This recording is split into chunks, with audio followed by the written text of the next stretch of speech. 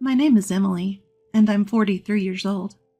I've been married for 21 years, and I have a 20-year-old son. My husband's name is Robert, and he's 55.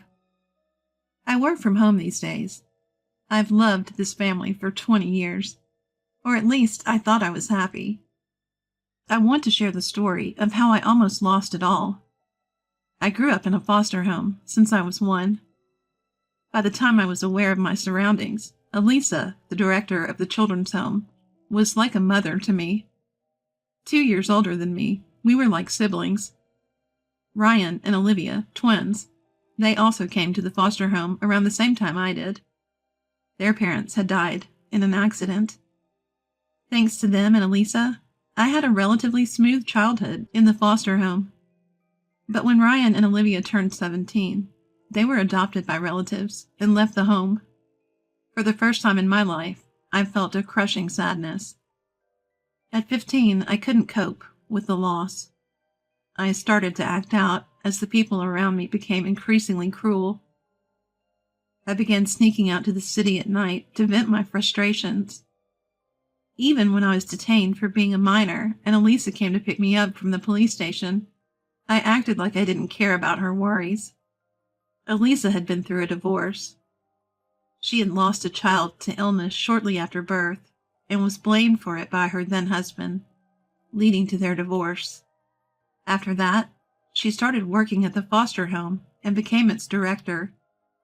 She was the one who named me Emily. She told me she saw her lost child in me and raised me with a mother's love.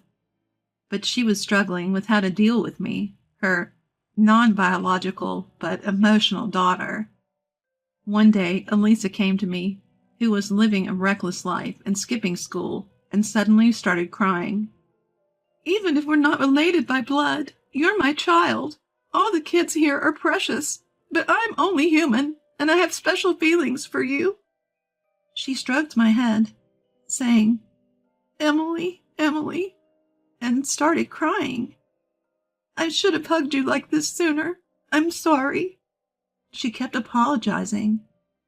For some reason, I felt both sad and relieved, and I hugged Elisa tightly while crying loudly. As an adult, I realized I was crying out of happiness, thinking someone needed me. From that day on, I started helping Elisa actively and began calling her Mom. And eventually, I graduated from middle school and started working at the foster home. I was hired by Elisa, who is my mom, to become a social worker. I studied hard through correspondence school and earned my certification. Part of the reason I wanted to work at the foster home was because I believed Ryan and Olivia would come to see me someday. We ordered food supplies for the foster home from a local supermarket, and the delivery guy turned out to be the man I'd later marry. We started with casual conversations every day, but when I found out we liked the same musician, I felt an instant connection. From there, our conversations flowed more naturally, and we grew closer. Eventually, he asked me out on a date. My mom also told me to go, so I headed out on my first date.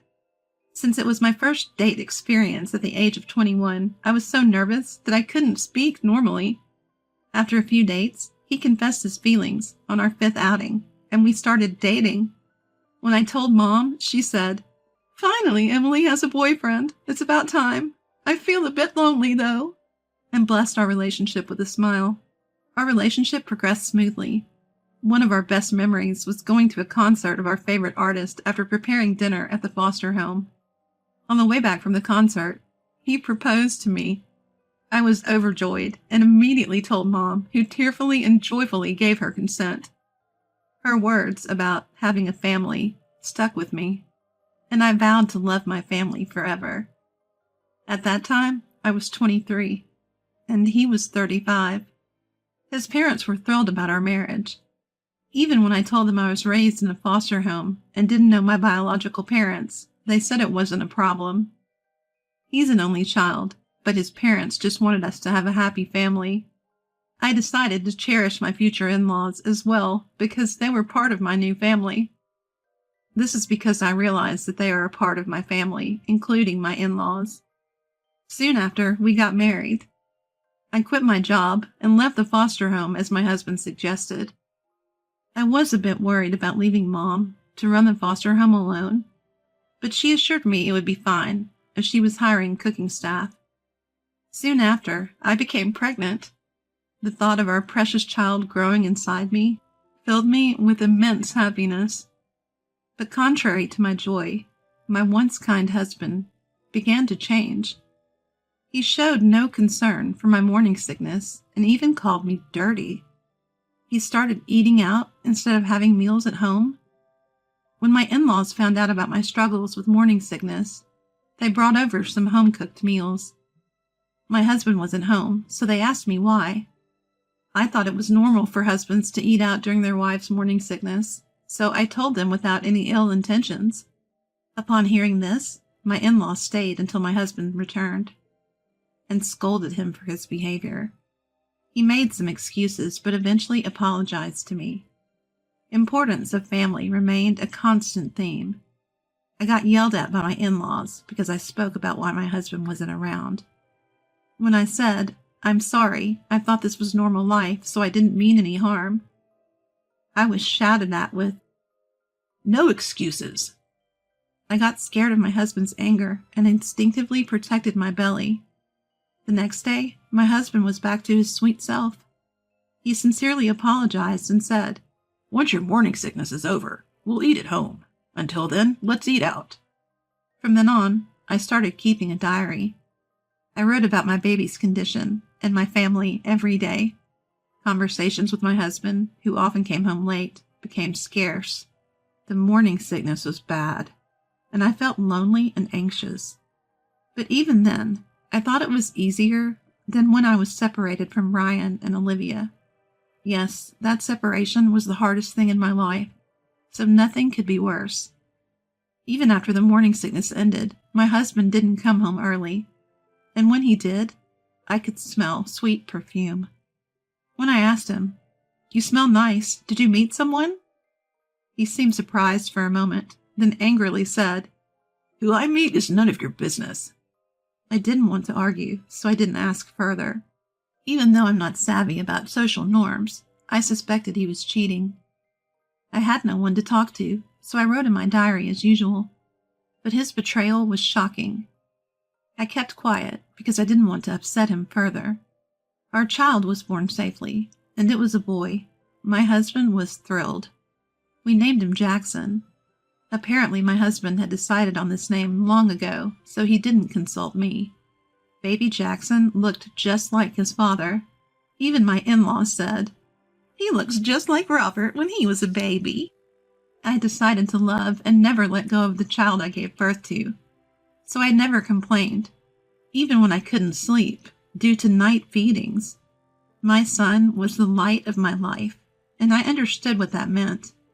My mom said I should come back home after giving birth, but my husband wouldn't allow it because he'd struggle with housework. So I did all the shopping and housework after I was discharged. I could do it because it's what my family wanted. At first, Jackson was attached to me, but as he grew, he became more attached to his father, and he started saying, "I'll tell Dad," whenever I said something. When I asked, "What will happen if you tell Dad?" he said, "Dad will get mad at you." I couldn't say anything because my husband didn't want me disciplining Jackson. He said, "Someone not raised by their biological parents can't discipline." So I tried to gently talk to Jackson instead of scolding him. When my husband wasn't around, Jackson was a sweet child who followed me around. But things changed when he entered middle school. He started taking money from my wallet. When I asked, "Jackson, did you take money from my wallet?" he said, "It's okay, it's his money." "Dad told me to take it from you," Jackson replied. I said, "Taking it from my wallet without asking is different from being given it, don't you think?" He just said, "Either way, it ends up in my hands," and walked away. At dinner, my husband and son were eating and chatting. Jackson told his dad that I scolded him for taking money from my wallet. Hearing this, my husband started complaining to me. "How dare you, a high school dropout raised in foster care, interfere? I'm the one disciplining Jackson. I said, I just told him it's not okay to take money without asking. My husband told Jackson, it's fine at home, but never take from other people's wallets. Jackson said, I know that, Dad. Smiling. My husband praises him. That's my boy, you get it. From then on, both lectured me, saying, don't interfere with what we're doing. You're just a foster kid with limited education. I wondered, is it okay for family to just take money like that? But I kept quiet, not wanting to upset them. One day I went to visit the foster home with my mom. She was delighted to see me. We had a good chat as the kids were at school or daycare. Mom said, let's go buy mobile phones today, one for you too. I didn't know what a mobile phone was, as I never watched TV. But when Mom explained, even I, who lacked material desires, wanted one. The idea of connecting to the world was appealing. I felt awkward about her buying it, but when we went to the store, we got free models with a plan. Mom offered to pay, but I thought I should find a way to pay her back. I asked my husband if I could get a part-time job, but he said, it's embarrassing for someone like you to work. So I thought about how to make money at home. I kept the phone off and hidden when the family was around. When they were out, I turned it on and researched ways to earn money from home. I learned about blogging for income and chose that path. I thought it was perfect. I could use my free time and my husband wouldn't find out. I started reading various blogs to learn more. And finally, I started my own blog. Titled, Grew Up in Foster Care with Limited Education, Naive Musings. I wrote about my life experiences. Gradually, my followers increased, and I started receiving comments. In 5 years, I had 20,000 followers and started earning money. My days became fulfilling, but as my blog shifted to my married life, the comments increased, saying my husband's thinking was wrong. I felt sad that my writing seemed like complaints about my husband. I apologized on my blog, saying he's a reasonable person, and it was my poor writing that caused the misunderstanding. The comments on my blog increased even more after that post. Comments like, you're brainwashed, and Emily, you're not wrong, start appearing. I was confused and began to consider quitting the blog to avoid disparaging my husband. Just then, I received a private message on my blog that nearly stopped my heart. It was from someone named Ryan. The message read, Emily, it's Ryan. Do you remember me? Olivia is doing well too. And included a contact number. I called the number, and when I confirmed it was indeed Ryan, I broke down in tears of joy. Ryan and Olivia had been living overseas after being adopted by a cousin. They hadn't contacted me because they didn't want to bring up painful memories. Recently, Olivia discovered my blog, and while reading it, Emily, the blog owner, told Ryan that it might be Emily. Recently, Olivia found my blog and suspected it was me. Ryan read it too, saw their names, and reached out. He apologized for not contacting me sooner and thanked me for the love I'd shown them in my blog. I truly felt that starting a blog was a good thing. I met Ryan and Olivia at the foster home where my mom works. I thanked my mom for the phone that led to my blog income and told her Ryan and Olivia were coming. She was thrilled. Now that I had an income, I switched the phone bill to my account. I set up my mom's phone so she could easily read my blog and headed home. I got home a bit late, and Jackson, now 20 and commuting to college, was already there. As soon as I walked in, he demanded, "Give me $200. I didn't have it on me, so I refused, and he started yelling and throwing a fit. Scared, I headed for the kitchen. On the way, I saw my wallet tossed on the floor, emptied of cash. I remembered the blog comment, "Emily, you're not wrong." And I began to think that maybe it's not okay for a child to take a parent's money. My husband came home and was shocked at the state of the house. I told him honestly that Jackson had thrown a fit because I didn't give him money. He yelled, "It's not your money, it's mine. If Jackson needs it, just give it to him. You have no right to it, you parasite." I finally asked a question that had been on my mind. "Why did you marry me?" He said, "Everyone else was getting married, and I thought you'd be submissive." Just that? I asked. What else could there be? You think you're attractive? If you have a problem, leave. Go back to the director of the children's home, who isn't even your birth mother. I don't need this boring home life, he said, and stormed out, telling me to clean up. I couldn't sleep a wink last night. Neither my husband nor Jackson came home. I grabbed my phone from the dresser and turned it on. Emails from Mom, Ryan, and Olivia were waiting for me. They said to meet at the Child Protective Services office today. Multiple emails with the same message made it clear this was urgent. I clenched my phone and rushed to the Child Protective Services office. When I got there, only Mom was present, having just sent the kids off. She looked shocked at my tear-streaked face. Then Ryan and Olivia walked in. Both looked just like I remembered. They hugged me. I felt warm, and then the tears just wouldn't stop. Ryan and Olivia were crying too. Mom joined in, hugging us all and crying. After a while, we started talking. Ryan broke the ice. I read your blog. Is that story true? He asked. I nodded. Then my mother also spoke. Mom chimed in. Have you been living in shame? I raised you to be a daughter I could be proud of anywhere. What about your parenting? What qualifications did you study so hard for? She seemed angry but was crying. Ryan said, If that blog is true, the problem is with Emily's husband. Marriage is a partnership. Why can't Emily speak her mind? His fist was shaking. Olivia added, Didn't you read the comments? Why don't you listen to them? What's written there is common sense. They all gently scolded me. Maybe I was wrong. But for 20 years, I truly loved my husband and Jackson, and it was hard to change how I felt. Mom sensed this and asked, Emily, do you know how much we love you? I do.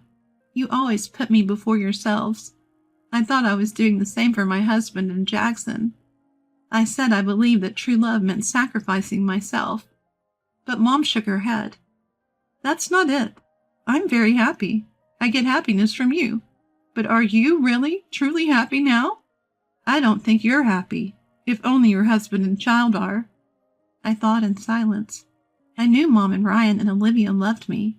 They never pushed me away. They always listened and accepted what I said, and they were genuinely concerned for my happiness now.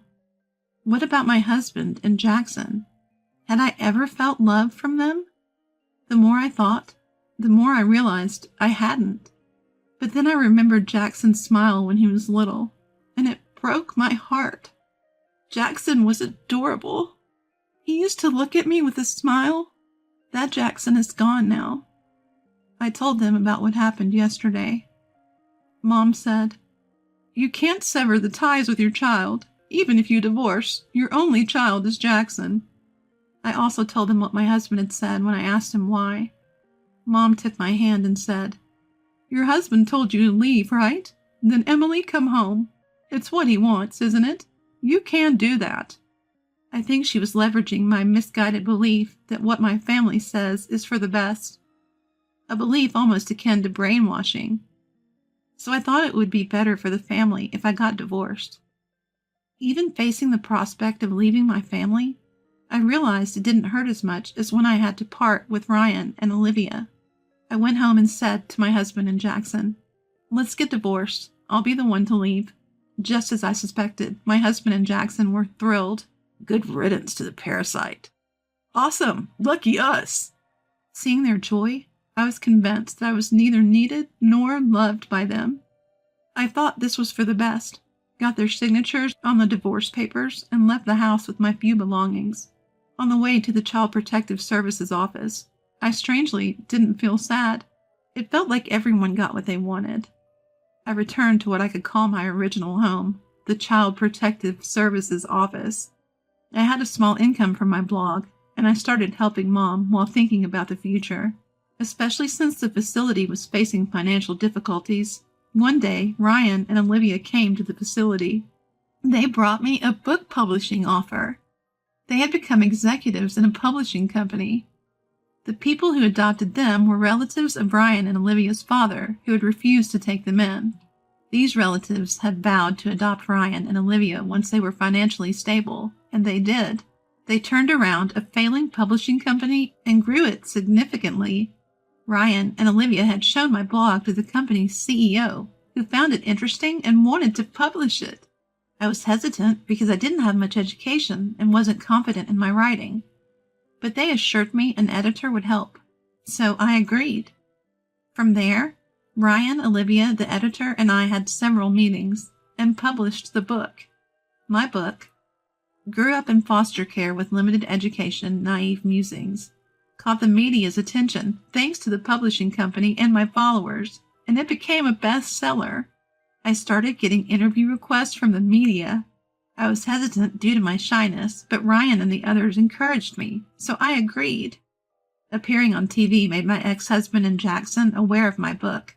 My ex-husband called the Child Protective Services office where I was. When I answered, he said, "How are you? I heard your book is selling well. If I'd known you could make money like this, I wouldn't have divorced you." I stayed silent. "How about we live together again? We could even remarry," he added. Still, I said nothing, assuming I was in a bad mood. He handed the phone to Jackson. "Mom, I miss you. I want to live with you again. I want to eat your cooking." They both seemed to have changed their tune.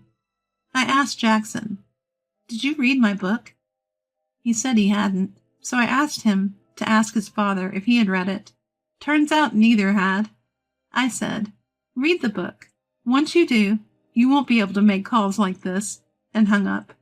A few days later, it seemed they started getting cold stares from neighbors, coworkers, and classmates, even without reading the book. In a panic, they bought and read the book, realizing it candidly depicted what they had done to me. Since then, I've heard nothing from my ex-husband or Jackson. My ex-husband reportedly won't forgive me for making him feel small. Jackson, who was dumped by his girlfriend and felt down, was talked sense into by a friend. He said, "I'll show Mom that I've changed and earn her forgiveness," and decided to quit college to become a licensed clinical psychologist. He says he wants to provide mental care for children at this Child Protective Services facility, if I ever forgive him. I believe people don't change easily, but part of me is waiting for that day, since he's my child. I've come to think that blood ties don't matter. If you're connected by the heart, you can become a family